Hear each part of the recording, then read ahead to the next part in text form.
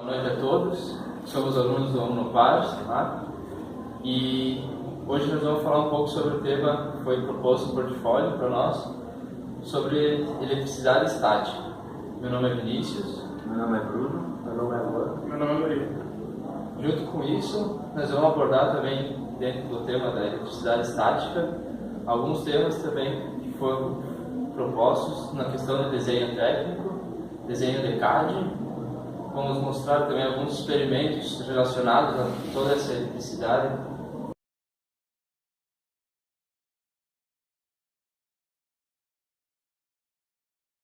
Estamos aqui agora para falar de eletricidade estática, que é a definição, que sua definição é excesso de cargas elétricas em um corpo, então elas em repouso. A parte que estuda a eletricidade estática é a eletrostática, que se baseia em dois princípios: o princípio da conservação da carga elétrica e o princípio da atração e repulsão de cargas. Por acontecimento desses princípios, onde o primeiro é da atração de carga elétrica, após o corpo passar por esse processo de eletrização, ele atrai cargas, então ele fica carregado positivamente. E o segundo princípio, que é o princípio de repulsão de cargas, é quando após o corpo, o objeto que está ali no fato acontecer ali, ele atrai cargas negativas, ele fica carregado negativamente. Os primeiros princípios também acontece no corpo, que pode ficar neutro também. Quando ele passa por esse processo, ele acaba ficando com a carga positiva e negativa igual, ele acaba ficando neutro.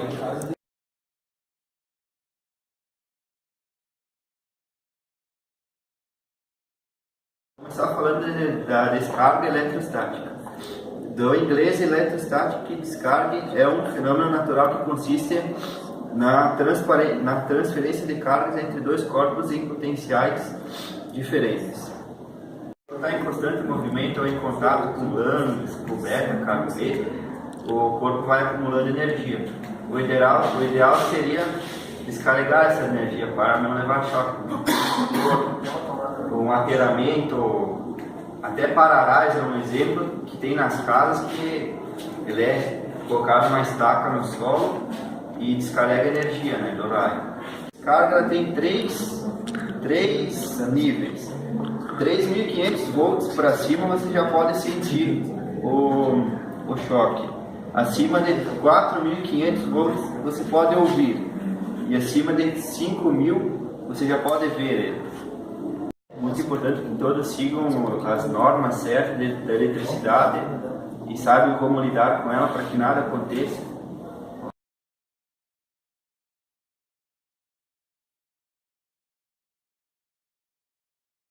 Como já foi proposto anteriormente, foi discutido as questões de eletrostática, os processos, a correlação entre elas. Eu vou dar um exemplo prático de onde tem essa eletricidade estática. No processo de pintura de eletricidade estática ocorre com a finalidade de revestimento de alumínio, metais, ferro e outros materiais. A pintura diretamente é um polímero termoendurecido, que é diretamente falado como um pó de poliéster, diferente da tinta normal, que é líquida. O processo garante uma flexibilidade maior do material, fazendo com que a tinta não se quebre, não rache ou não solte. Quando é efetuada a pintura, recebe uma carga elétrica posterior. No caso, quando o processo é feito por uma pistola de tinta, com um caneco em cima, botado o pó diretamente da tinta, e essa pistola é carregada, energizada, e no material onde vai ser pintado é colocado aterramento. Nesse processo ela funciona como se fosse um secador de cabelo. Ela acaba saindo só pó na ponta, o que gera um calor, fazendo com que o material tenha mais aderência ao metal.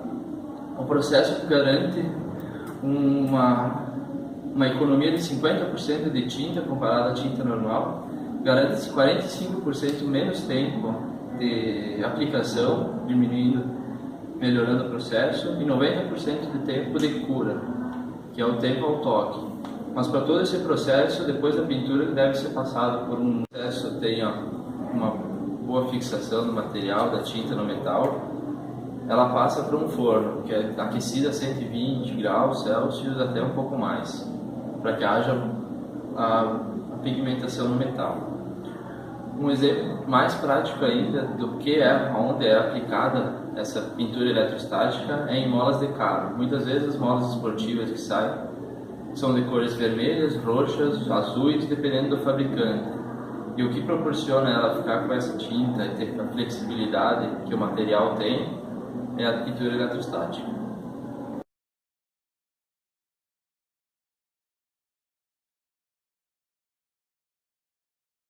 Bom, eu vou começar explicando então o experimento da bobina de Tesla. Para montagem da bobina foi usado então um cano de PVC de 8,5, um adaptador de bateria, um transistor, um resistor e um pedaço de fio para ser a bobina secundária. Daí é usado também a bateria 9 volts e uma lâmpada. A utilidade do transistor é para mudar a corrente de contínua para alternada, e do resistor é para manter a tensão de energia. Então eu vou mostrar na prática como é que funciona a nossa bobina. Ligar uma bateria de 9 volts, e lembrando que a lâmpada tem que ser fluorescente. Em torno da bobina é gerada uma energia.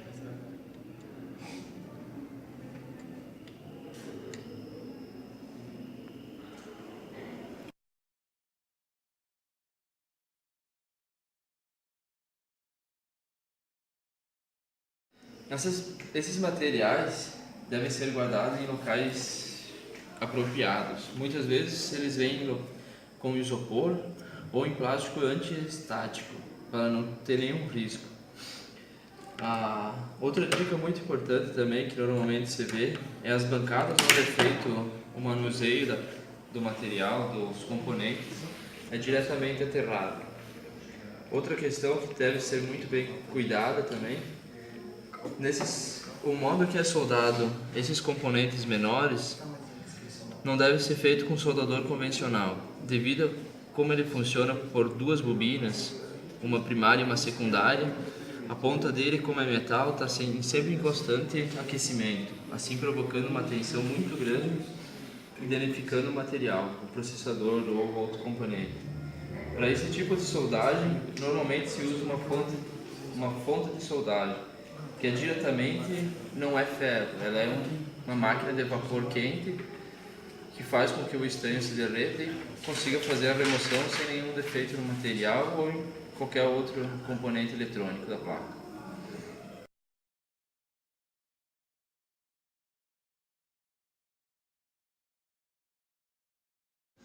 Então estamos aqui agora para realizar o experimento da eletrização por atrito. Para a realização desse experimento estamos usando um pedaço de papel e uma caneta esferográfica. Então, através do conhecimento que a gente adquiriu, a gente vai eletrizar essa caneta através dos elétrons que a gente já possui em nosso corpo, a gente já possui eles através das atividades do cotidiano que a gente exerce. Então vamos atritá-la no cabelo, carregando ela positivamente. Depois de carregar, então a gente aproxima ela do papel e os papéis grudam nela. Porque aqui já está acontecendo o processo de eletrização, onde os elétrons da caneta passam para o papel, que são neutros.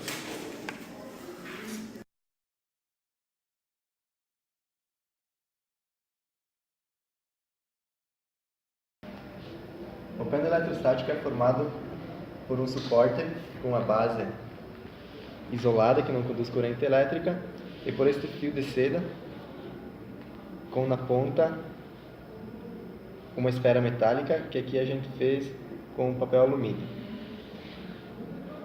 Eletriza-se a esfera com determinada carga positiva ou negativa.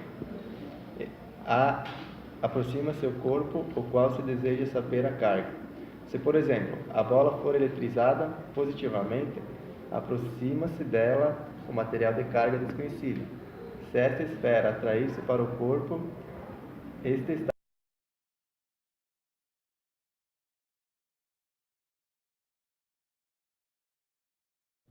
Então agora estamos aqui para realizar o experimento da eletrização por indução. Para a realização desse experimento, a gente vai usar dois balões duas pessoas e uma latinha. Esse experimento ocorre, a sessão que a gente vai fazer aqui, pelo fato que ocorre que o processo de eletrização ocorre sem que haja contato de um objeto com o outro. Essa eletrização ela consiste em atribuir carga elétrica a outro objeto sem que haja contato entre o indutor e aquele que vai ser induzido, né? Então, para a realização do experimento, a gente vai apertar os balões no cabelo e vamos ver também quem está com mais carga elétrica, com mais armazenamento de carga elétrica.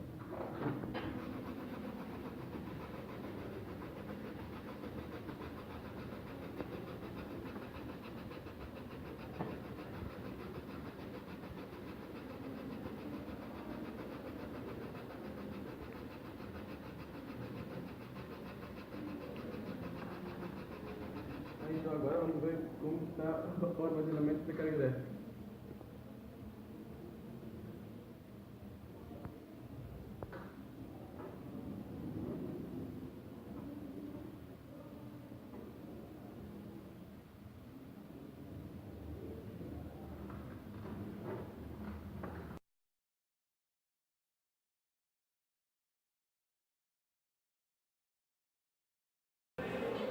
Eletrização por contato.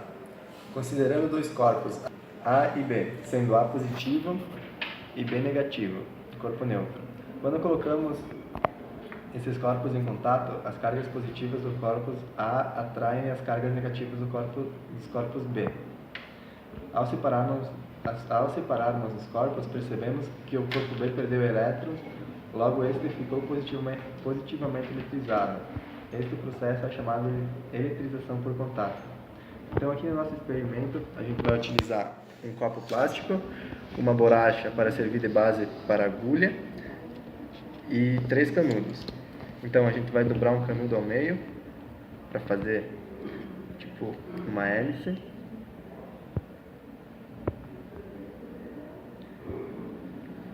Um canudo normal e um com uma latinha colado na ponta. Então vamos carregar o canudo com cargas negativas.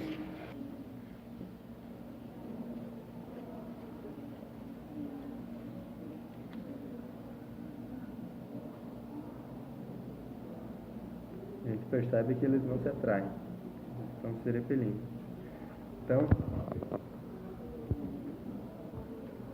a eletrização por contato vai acontecer agora, que vamos passar a carga negativa para a lata, que ela está neutra.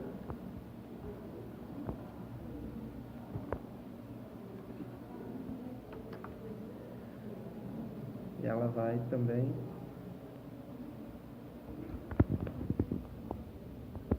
com menos carga, mas ela vai ser repelido pelos canudos.